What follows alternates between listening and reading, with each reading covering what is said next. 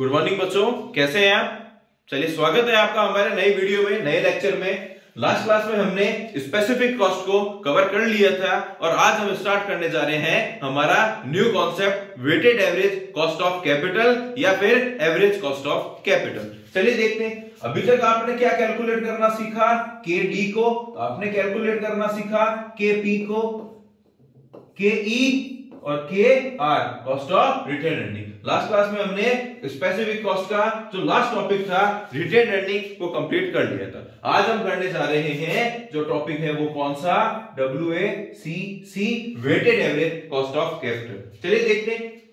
अभी तक हमने क्या सीखा, इंडिविजुअली स्पेसिफिक कॉस्ट कैलकुलेट की थी। पहले केडी यानी डिवेंचर्स की cost of capital, KP preference share की cost of capital, KE equity share की cost of capital, KR retained earning की कॉस्ट ऑफ कैपिटल। अब इंडिविजुअली या स्पेसिफिक कैलकुलेट करने के बाद में जब आप इनको कंबाइंड कैलकुलेट कर लेते हो,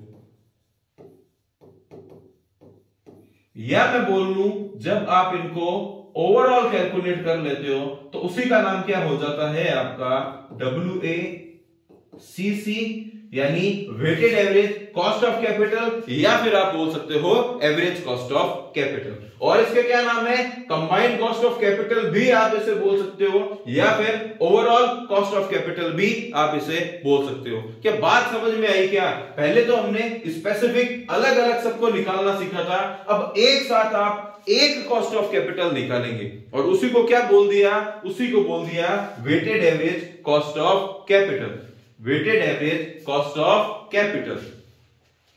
चलिए देखते हैं एक और हम सिचुएशन समझते हैं।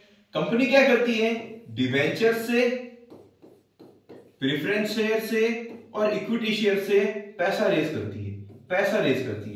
और कंपनी क्या करेगी, उस इकट्ठे सारे जो पैसा होगा उसको क्या करेगी, अलग अलग प्रोजेक्ट्स में लगाएगी, अलग अलग प्रोजेक्ट्स में लगाएगी। फिर कंपनी क्या करेगी, preference share, equity share, debentures, इन सब का कैलकुलेट करेगी WACC। मान लीजिए डिबेंचर्स था आपका 8%, प्रेफरेंस शेयर था आपका 12%, इक्विटी शेयर आपका था 10% और मान लीजिए साथ में रिटेन अर्निंग भी आपकी कितनी है, 10%। जब इसका एवरेज लिया तो WACC आपकी कितनी आ गई, 10%। WACC आपकी कितनी आ गई, 10%। अब कंपनी इनके इकट्ठे पैसे जो प्रोजेक्ट्स में लगा रही है तो कंपनी क्या करेगी, ये इंश्योर करेगी कि उन प्रोजेक्ट से जो रिटर्न आएगा वो कम से कम कितना होना चाहिए, 10% तो होना ही होना चाहिए। इसलिए ये 10% क्या है आपकी minimum required rate of return, कि मिनिमम इतना पैसा तो जो प्रोजेक्ट्स में हमने पैसे लगाए हैं उनसे आना ही आना चाहिए। इसलिए जो weighted average cost of capital है ये क्या है आपकी minimum required rate of return है, कि जो कंपनी ने अलग अलग प्रोजेक्ट्स में पैसे लगाए हैं, इकट्ठे पैसे, उनसे इतना रिटर्न तो कम से कम आना ही आना चाहिए। हाँ, इससे ज्यादा आ रहे हैं तो वो कंपनी की अच्छी पोजीशन को शो करेगा, है ना, कंपनी की अच्छी पोजीशन को शो करेगा। लेकिन इससे कम आ रहे हैं तो कंपनी लॉस में जा रही है। भाई कंपनी को कॉस्ट तो ज्यादा बियर करनी पड़ रही है और कंपनी की जो प्रॉफिटेबिलिटी हो रही है वो क्या हो रही है, कम हो रही है। तो ऐसा तो नहीं होना चाहिए। तो ये क्या है आपकी minimum required rate of return है, जो कंपनी को अपने प्रोजेक्ट्स में लगे हुए जो पैसा है वहां से अचीव करना ही करना है। इतनी प्रॉफिटेबिलिटी तो होगी होगी। इसलिए और क्या होता है, कंपनी जो भी प्रोजेक्ट्स में अपने पैसे लगाती है और उनसे होने वाली जो भी आपकी प्रॉफिटेबिलिटी है उसको भी कंपनी क्या करती है, WACC से क्या करती है, कंपेयर करती है। कंपनी इन दोनों को क्या करेगी, कंपेयर करेगी। और WACC क्या है आपकी minimum required rate of return, कि इतना पैसा तो हमने जहां पे पैसा लगाया है वहां से मिलना ही मिलना चाहिए। क्या बात समझ में आ रही है आपको। ये टॉपिक था हमारा weighted average cost of capital, जिसमें हमने क्या किया, सबकी एक साथ combined overall cost of capital calculate करना सीखना है। क्यों करते हैं वो भी हमने यहां पर सीख लिया। चलिए अब हम कैलकुलेट करना सीखते हैं। अब मैं इसको क्लीन करने जा रहा हूं और हम क्या कैलकुलेट करना सीखेंगे कि आपका जो WACC है वो कैलकुलेट कैसे करते हैं, वो कैलकुलेट कैसे करते हैं। तो उसके कुछ स्टेप्स आपको लर्न करने हैं, फर्स्ट स्टेप मैं बता देता हूं। फर्स्ट स्टेप क्या है, असाइनमेंट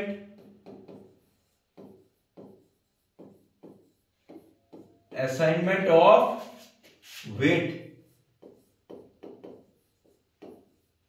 असाइनमेंट ऑफ वेट। सबसे पहले आपको जो क्वेश्चन दिया हुआ होगा WACC कैलकुलेट करने के लिए वेट असाइन करना है। सर वेट असाइन कैसे करते हैं अभी हम देखेंगे। उससे पहले सर आप ये बता दीजिए कि वेट कितने तरह के होंगे। तो वेट आपके दो तरह के होंगे और क्वेश्चन दोनों में से कोई भी मेथड आपसे पूछ सकता है। फर्स्ट हो गया आपका book value weight, book value weight, और सेकंड होगा आपका market value wait.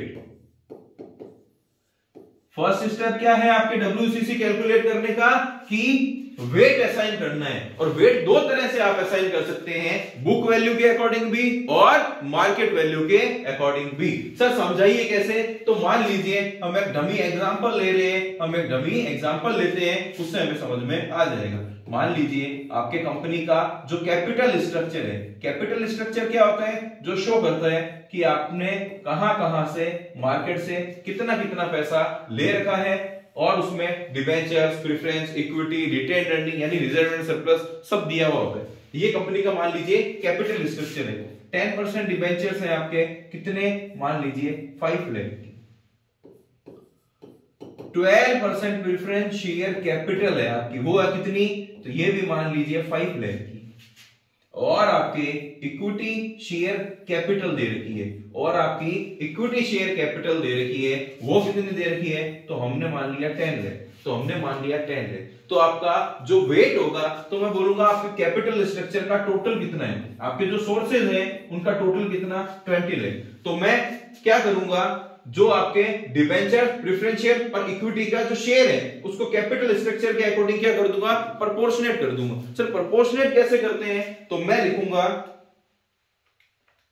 5 lakh divided by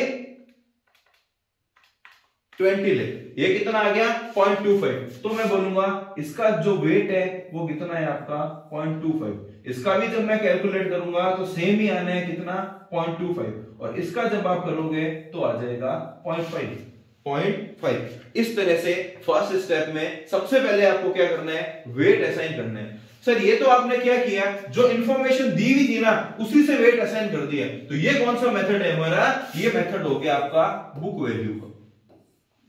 जो इंफॉर्मेशन आपको कैपिटल स्ट्रक्चर की क्वेश्चन में ही दे दिया, उसी से जब आपने क्या कर लिया, वेट असाइन कर लिया, ये कौन सा मेथड हो गया आपका, बुक वैल्यू मेथड। ये कौन सा मेथड हो गया आपका, बुक वैल्यू मेथड। आ रही है बात समझ में। अब हम समझते हैं मार्केट वैल्यू। मान लीजिए बुक वैल्यू ना ले, हम मान लीजिए बुक वैल्यू ना ले, आपको और इंफॉर्मेशन दे दी। क्या इंफॉर्मेशन दे दी कि जो डिबेंचर्स है उसको आपको लेना है मान लीजिए 90% पे, उसको आपको किस पे लेना है, 90% पे लेना है। और जो आपके प्रेफरेंस शेयर कैपिटल है, जो आपकी प्रेफरेंस शेयर कैपिटल है वो आपको लेना है मान लीजिए 130% पे, 130% से। ये उनकी मार्केट वैल्यू दे रखी है ना। और जो इक्विटी शेयर है वो कैसी है, सेम एज बुक वैल्यू। तो हम नया कैलकुलेट करेंगे। अब हम किसके अकॉर्डिंग करेंगे, मार्केट वैल्यू के अकॉर्डिंग सॉल्व करेंगे। तो मैं कहूंगा वैसे डिबेंचर की बुक वैल्यू कितनी है 5 लाख, पर उसकी मार्केट वैल्यू कितनी है 90%। तो मैं इसको ले लूंगा 4.5 लाख, क्योंकि इसका 90% कितना हो गया 4.5 लाख। प्रेफरेंस शेयर को मैं बोल रहा हूं वो कितना लेना है आपको 130%। तो मैं देखूंगा 5 लाख का 130% हो गया आपका 6.5 लाख। और जो आपके प्रेफरेंस शेयर है, इक्विटी शेयर है सॉरी, वो आपके सेम है 5 लाख। तो ये कितने हो गए, ये कितने हो गए आपके 6 4 10 11 11 और 5 16 16 लाख। अब 16 लाख में के अकॉर्डिंग आप क्या करोगे, प्रोपोर्शनेट उनको वैल्यू असाइन करोगे। मैं लिखूंगा 4.5 डिवाइडेड बाय 16। तो ये कितना हो गया आपका 0.28125%। क्लियर। और देखते हैं 6.5 डिवाइडेड बाय 16, ये आ गया आपका 0.40625, और ये आ जाएगा आपका 0.3125। इस तरह से सबसे पहले आपको क्या करना है, वेट असाइन करना है। सर अगर हमें ये तरीका डिफिकल्ट लगे तो एक और तरीका है जिससे भी आप WACC कैलकुलेट कर सकते हो। वो तरीका जब हम क्वेश्चन करेंगे तब हम देखेंगे। स्टेप 1 क्या था आपका? स्टेप 1 था आपका वेट असाइन करना। स्टेप 1 क्या था आपका? वेट असाइन करना। वापस से लिख देता हूं। फर्स्ट स्टेप क्या था आपका?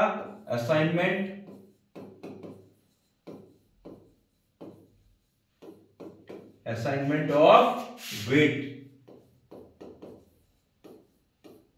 जो आप दो तरह से कर सकते हैं। फर्स्ट था आपका बुक वैल्यू के अकॉर्डिंग और सेकंड था आपका मार्केट वैल्यू के अकॉर्डिंग। स्टेप नंबर 2 ये लिख दिए मैंने स्टेप्स, ये लिख दिए मैंने स्टेप्स। सेकंड नंबर स्टेप्स क्या था आपका? सेकंड नंबर स्टेप है आपका, आपको कैलकुलेट करनी है after tax cost. After tax cost तो देखते हैं, हमने बात की थी जब आप कैलकुलेट करते थे KD, जब आप कैलकुलेट करते थे KD, उसका क्या फॉर्मूला था आपका? Interest divided by net proceed multiply by 100। तो इससे जब आप कैलकुलेट करते थे तो क्या आता था? बिफोर टैक्स आता था। लेकिन यहां पर हमें क्या लेनी है? After tax. तो उस बिफोर टैक्स को आपको आफ्टर टैक्स में कन्वर्ट करना पड़ेगा। यानी जब भी आपको आफ्टर टैक्स कॉस्ट लेनी है उसको वो कैसे लेनी है? आपको आफ्टर टैक्स लेनी है। तो हमें इस वाले फॉर्मूले से जब आप करते थे तब आपका क्या आता था? बिफोर टैक्स आता था, और उसको किस में कन्वर्ट करना होता था? आफ्टर टैक्स में। तो वो मैंने आपको बताया था, वो आपको इतना ही करना है। आप करेंगे interest 1 minus tax divided by net proceed multiply by 100। यानी जब भी आपको सॉल्व करने के लिए बोले, अगर उसने आपको बिफोर टैक्स दिया हुआ होगा तो उसको आपको किस में कन्वर्ट करना होगा? आफ्टर टैक्स में। एक चीज मैंने और बताई थी कि जो डिवेंचर है उसी में इस वाले फॉर्मूले से क्या आता है? Before tax. बाकी जब आप preference share cost of preference share calculate करते थे, जब ऑटोमेटिक आपका आंसर किस में आता था? आफ्टर टैक्स में आता था। यानी सेकंड जब आपको इंडिविजुअल कैलकुलेट करना है ना, जब आपको स्पेसिफिक कॉस्ट कैलकुलेट करनी है, वो आपको किस में करनी है? आफ्टर टैक्स कॉस्ट में करनी है। वो आपको किस में करनी है? आफ्टर टैक्स कॉस्ट में करनी है ना। चलिए थर्ड देखते हैं। इसको मैं क्लीन कर दिया मैंने। अब थर्ड देखते हैं, है ना। अब थर्ड देखते हैं हमें क्या करना है। थर्ड आपको क्या करना है? कंप्यूट करना है WACC। थर्ड स्टेप क्या है? आपको स्टेप 3 में कैलकुलेट करना है क्या चीज?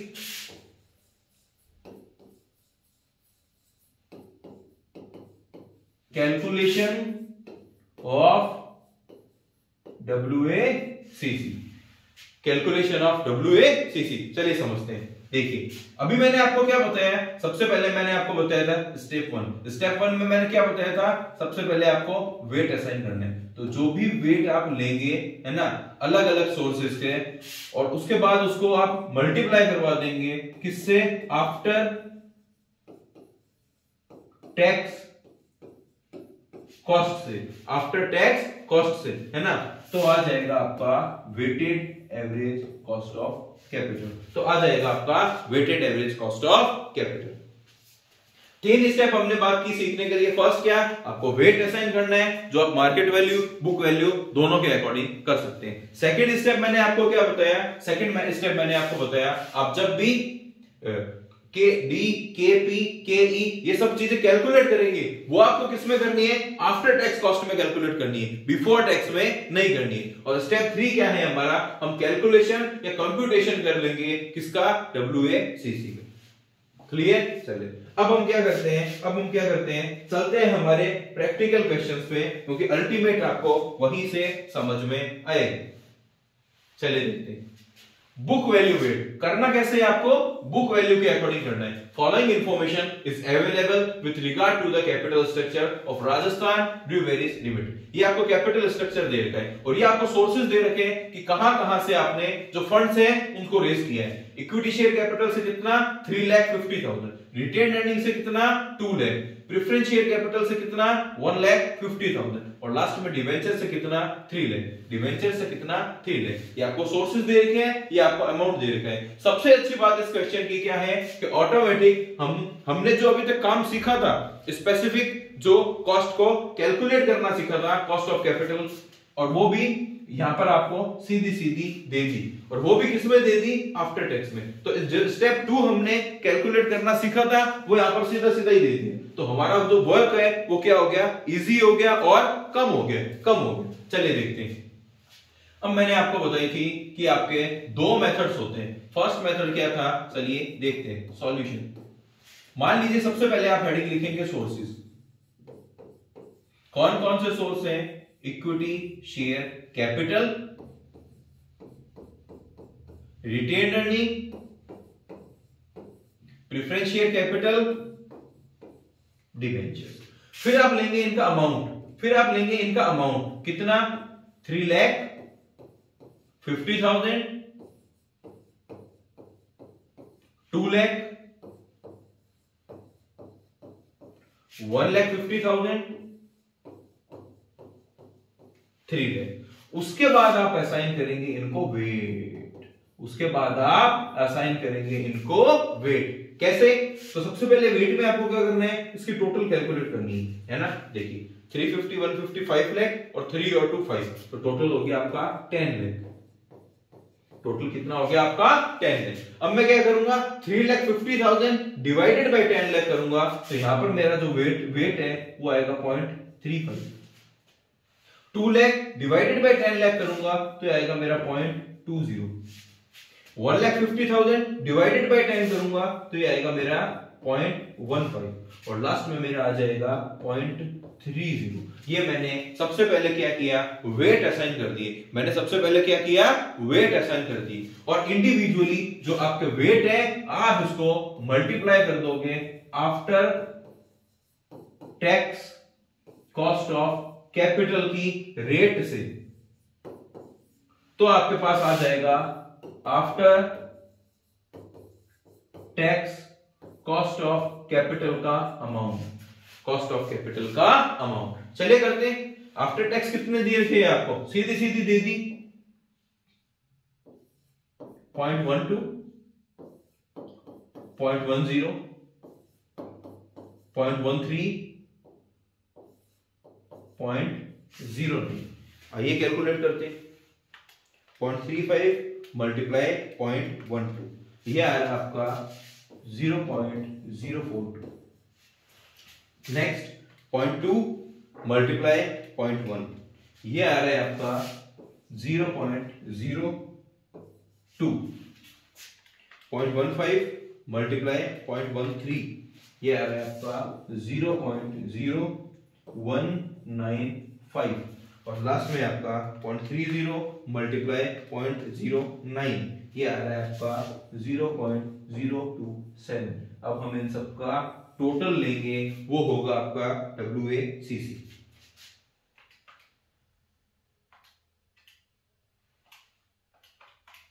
प्लस 0.02 प्लस 0.042, ये आ गया आपका 0.1085, और जब आप इसको परसेंटेज में लिखेंगे तो आएगा आपका 10.85%। ये हो गया आपका weighted average cost of capital. जो इनकी अलग अलग आपकी जो आपने कॉस्ट ऑफ कैपिटल निकाल रखी थी, उन सब का जो कंबाइंड एक कॉस्ट ऑफ कैपिटल आई, उसको हम क्या बोलते हैं, weighted average cost of capital. और वो कितनी आ रही है आपकी 10.85। बताइए आपको समझ में आया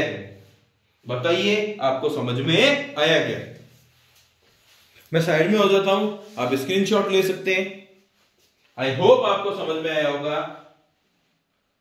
अब मैं चलूंगा इसी को सॉल्व करने के सेकेंड मेथड पे। अच्छा सर, एक और तरीका है क्या इसको सॉल्व करने का? हाँ, इसको सॉल्व करने का दूसरा तरीका भी है, वो हम देखते हैं।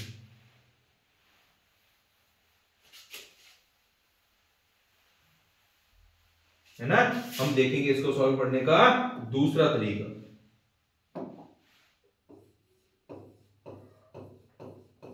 सेकंड मेथड क्या है? अगर आप वेट वाले मेथड से नहीं करना चाहते, दूसरा तरीका क्या है, सीधा सीधा आपको सोर्सेज लिखना है, सीधा सीधा आपको अमाउंट लिखना है ना। उसके बाद क्या करना है, आपको लिखना है आफ्टर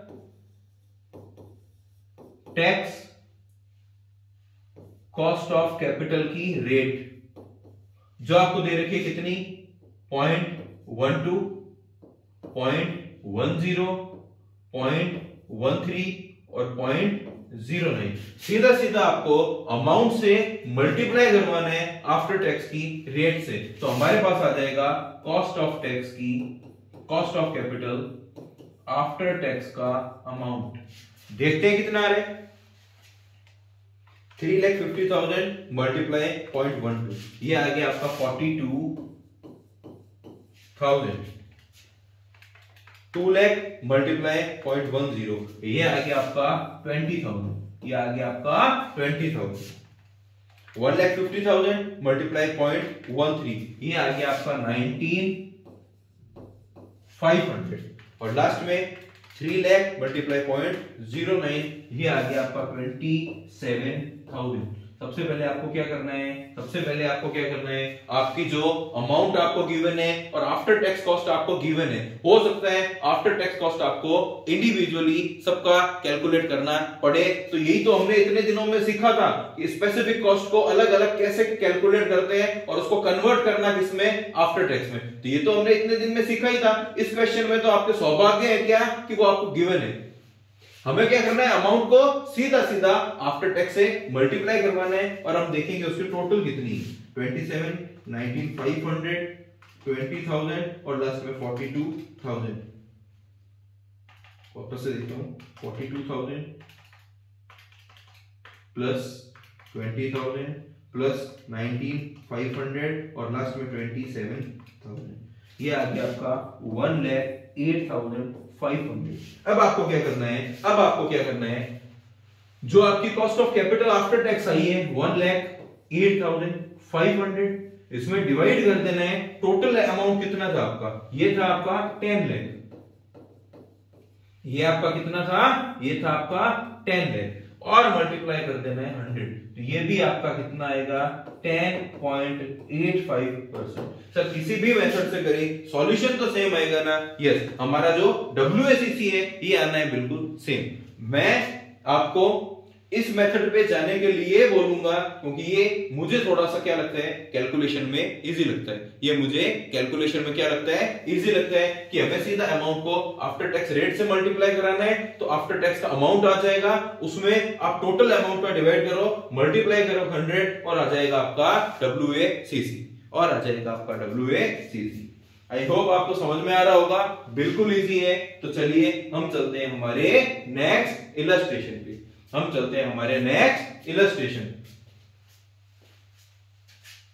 आइए देखते हैं क्या बोल रहे हैं। मार्केट वैल्यू से कैलकुलेट करना है। सबसे पहले किससे करना है आपको, ये मार्केट वैल्यू से। The following is the capital of SK limited company. क्या क्या देखते हैं। सबसे पहले आपको सोर्सेज ऑफ फंड दे दिए, इक्विटी शेयर कैपिटल कितने 1 lakh of rupees 10 etch, amount कितना 10 लाख। और इनकी आपको after tax cost of capital फिर से दे दी। इक्विटी शेयर की कितनी है 11%, प्रेफरेंस शेयर कितने 25,000 preference share of rupees 10 etch 2,50,000। इसकी after tax cost of capital कितनी 8%। रिटेन्ड अर्निंग 5 लाख, उसकी भी कितनी 11%। और लास्ट में आपको डिबेंचर्स दे दिए 9% डिबेंचर 7,50,000, कितना 4.5%। लेकिन ये तो क्या दी हुई है आपको, बुक वैल्यू दी हुई है सर। हमें किससे कैलकुलेट करना है, मार्केट वैल्यू से। चलिए देखते हैं। Presently the debentures are being traded at 94%। जो डिबेंचर है वो अभी एट प्रेजेंट में कितने में ट्रेड हो रहे हैं 94% पे। ये बुक वैल्यू कितनी है आपकी, ये तो 100% अमाउंट है। तो हमें मार्केट वैल्यू के अकॉर्डिंग अभी जो प्रेजेंट में हमारी प्राइस चल रही है उसके अकॉर्डिंग इसको किस पे लेके आना पड़ेगा 94% पे। साथ में क्या बोला, preference share at par. Preference share जितनी वैल्यू है ना उसकी उतने भी चल रहा है। प्रेफरेंस शेयर की 2,50,000 है तो वो 2,50,000 उसकी क्या है मार्केट वैल्यू है। और सबसे लास्ट में बोल दिया इक्विटी शेयर्स एट रुपीज 13.5 पर शेयर। और इक्विटी शेयर्स की कितनी चल रही है, तो बुक वैल्यू तो उसकी 10 है लेकिन उसकी मार्केट वैल्यू कितनी चल रही है 13.5 चल रही है। तो चलिए देखते हैं, कैलकुलेट करते हैं। तो सबसे पहले मैंने आपको क्या बताया था, आपको सॉल्यूशन में लिखना है सोर्सेज। क्या क्या सोर्सेज है आपके पास? तो सबसे पहले मैंने लिख लिया इक्विटी शेयर कैपिटल और इसी के साथ में मैंने लिख लिया रिटेन्ड अर्निंग। उसके बाद मैंने आपका लिख दिया प्रेफरेंस शेयर कैपिटल और लास्ट में मैंने आपका लिख दिया 9% डिबेंचर्स। 9% डिबेंचर्स, ये सोर्सेज हो गए आपके। अब मैं लिखूंगा अमाउंट। अमाउंट मुझे किसके अकॉर्डिंग लेना है? क्योंकि लास्ट क्वेश्चन हमने सॉल्व किया था, वो कैसे किया था? बुक वैल्यू के अकॉर्डिंग। ये हम कैसे सॉल्व करने वाले हैं? मार्केट वैल्यू के अकॉर्डिंग। तो चलो देखते हैं। सबसे पहले हम देखते हैं डिबेंचर्स। डिबेंचर्स कितने हैं? 7,50,000 है ना, और वो अभी कितने पे प्रेजेंटली ट्रेड हो रहे हैं? 94% पे। तो इसका ले लिया मैंने 94%, तो डिबेंचर्स की वैल्यू होगी 7,05,000। प्रेफरेंस शेयर का क्या बोला? वो एट पार, एट पार यानी जितनी उनकी वैल्यू बुक में बुक वैल्यू है उतनी ही उनकी मार्केट वैल्यू है। ये कितनी आ गई आपकी? 2,50,000। अब थोड़ा सा हमें समझना होगा इक्विटी शेयर्स, कैपिटल और रिटेन्ड अर्निंग। रिटेन्ड अर्निंग देखिए, इक्विटी शेयर कैपिटल जो आप इशू करते हैं उनकी कुछ ना कुछ मार्केट में वैल्यू क्या होगी? चल रही होगी। लेकिन रिटेन्ड अर्निंग कौन सा पैसा है? वो इक्विटी शेयर कैपिटल का पैसा जो हमारे पास में पड़ा है, जो हमारे पास में हमने रख लिया। हमने लास्ट में क्या देखा था? लास्ट क्लास में जो भी अर्निंग्स होगी आपकी, उसके आप 2 पार्ट्स करेंगे। फर्स्ट पार्ट क्या होगा? डिविडेंड डिस्ट्रीब्यूट करेंगे इक्विटी शेयर कैपिटल को, और सेकंड पार्ट क्या होगा? कंपनी अपने पास में इक्विटी शेयर्स की जो अर्निंग है उसको रिटेन करके रख लेती है, तो उसके मार्केट में कोई वैल्यू थोड़ी होगी।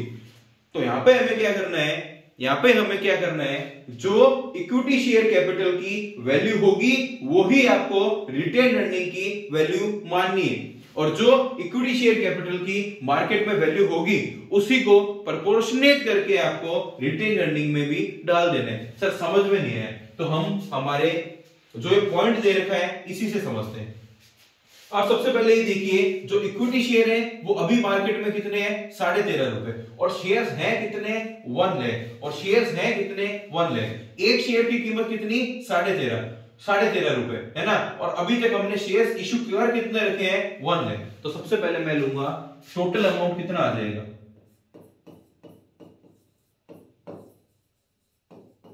टोटल अमाउंट कितना आ जाएगा? तो मैं लिखूंगा 1 लाख शेयर्स, और एक शेयर की कीमत कितनी है? 13.5। तो टोटल अमाउंट आ गया आपका 13,50,000। 13,50,000। सबसे मेन बात आपको ध्यान में ये रखनी है, जो ये टोटल अमाउंट होगा इसमें दोनों का हिस्सा होगा। इसमें दोनों का हिस्सा होगा। किसका? इक्विटी शेयर कैपिटल का भी और रिटेन अर्निंग। यानी आपको जो मार्केट वैल्यू दी हुई होगी ये कंबाइंड मार्केट वैल्यू होगी। किसकी? इक्विटी शेयर कैपिटल की भी और रिटेन अर्निंग्स की। आपको शेयर्स तो सिर्फ किसके लेने हैं? इक्विटी शेयर कैपिटल के। मल्टीप्लाई किससे करना है? मार्केट वैल्यू से। जो भी टोटल अमाउंट आएगा वो इक्विटी शेयर का और रिटेन अर्निंग का दोनों का कंबाइंड अमाउंट होगा। तो सर अब इसमें से इक्विटी शेयर्स का कितना और रिटेन अर्निंग का कितना? तो यहां पर हम देखेंगे कि उनका कितना अमाउंट है। इक्विटी शेयर्स है 10 लाख और आपका रिटेन अर्निंग कितना है? 5 लाख। तो मैं बोलूंगा इक्विटी शेयर्स कितने हैं? 10 लाख और आपके रिटेन अर्निंग कितने हैं? 5 लाख। जब मैंने इनको सॉल्व किया तो ये आ रहा है आपका 2:1। ये कितना आ रहा है आपका? 2:1। तो जो ये अमाउंट भी है ना, इसको भी आप कैसे डिस्ट्रीब्यूट करोगे? 2:1, यानी प्रोपोर्शनेट बेसिस पे। तो मैं लिखूंगा 13,50,000 मल्टीप्लाई 2 डिवाइडेड बाय 3, तो ये आ जाएगा आपका 9 लाख। 2/3 किसका? 13,50,000, तो ये आ जाएगा आपका 9 लाख। और यहां पर मैं करूंगा 1/3 ऑफ 13,50,000, तो ये आ जाएगा आपका 4,50,000। ये आ जाएगा आपका 4,50,000। वापस से देखते हैं, जब भी आपको इक्विटी शेयर की मार्केट वैल्यू गिवन होगी तो वो मार्केट वैल्यू सिर्फ इक्विटी शेयर्स की नहीं होगी, उसमें हिस्सा होगा किसका? रिटेन अर्निंग का भी। तो सर वो टोटल अमाउंट कैलकुलेट कैसे करें? शेयर्स तो आपको लेने हैं इक्विटी शेयर्स के, मल्टीप्लाई करना है मार्केट वैल्यू जो दोनों की, और जो भी टोटल अमाउंट होगा उसमें इक्विटी का और रिटेन अर्निंग दोनों का हिस्सा होगा, दोनों का शेयर होगा। सर अब टोटल अमाउंट को इन दोनों में डिस्ट्रीब्यूट कैसे करें? तो जितनी जितनी इनकी कैपिटल है उस कैपिटल के ही रेशियो में आपको क्या करना है, इन दोनों को डिस्ट्रीब्यूट कर देना है। 10 लाख रेशियो 5 लाख यानी 2:1 हो गया। उसमें जब आप इस अमाउंट को कैलकुलेट करते हैं तो ये आएगा 9 लाख, ये आएगा आपका 4,50,000। तो यहां पर इक्विटी शेयर्स में मैं लिख दूंगा 9 लाख और रिटेन अर्निंग में मैं लिख दूंगा 4,50,000। अब सिमिलर है, अमाउंट आ गया, आगे क्या लिख दूंगा मैं, आफ्टर टैक्स कॉस्ट की रेट कितनी है, ये है आपका 11%। रिटेन अर्निंग भी आपका है 11%, है ना। प्रेफरेंस शेयर कितना, 8%, प्रेफरेंस शेयर कितना 8%, और लास्ट में आपका डिवेंचर्स कितना 4.5%। अब यहां पर आप कैलकुलेट कर लेंगे अमाउंट किसका, आफ्टर टैक्स कॉस्ट का। चलिए करते हैं, 9 लाख मल्टीप्लाई 11%, ये आ गया आपका 99,000। नेक्स्ट 4,50,000 मल्टीप्लाई 11%, ये आएगा आपका 49,500। नेक्स्ट 2,50,000 मल्टीप्लाई 8%, ये आएगा आपका 20,000, ये आएगा आपका 20,000। और लास्ट में 7,05,000 मल्टीप्लाई 4.5%, ये आएगा आपका 31,725। तो हमने क्या देखा था, जो भी आफ्टर टैक्स कॉस्ट का अमाउंट का टोटल होगा उससे डिवाइड कर देंगे हम इस अमाउंट से, मल्टीप्लाई 100 कर देंगे और आ जाएगा हमारा WACC। टोटल देखते हैं कितनी आ रही है, 99,000 प्लस 49,500 प्लस 20,000 प्लस 31,725, ये आ रहा है आपका 2,00,225, 2,02,25। इसकी टोटल देखते हैं, 13,50,000 तो हो गई इन दोनों की, इसकी होगी 2,50,000 और इसकी होगी 7,05,000, इसकी टोटल होगी 23,05,000। और जब आप 2,02,25 को डिवाइड करेंगे 23,05,000 से और मल्टीप्लाई कर देंगे 100, तो आ जाएगी आपकी weighted average cost of capital.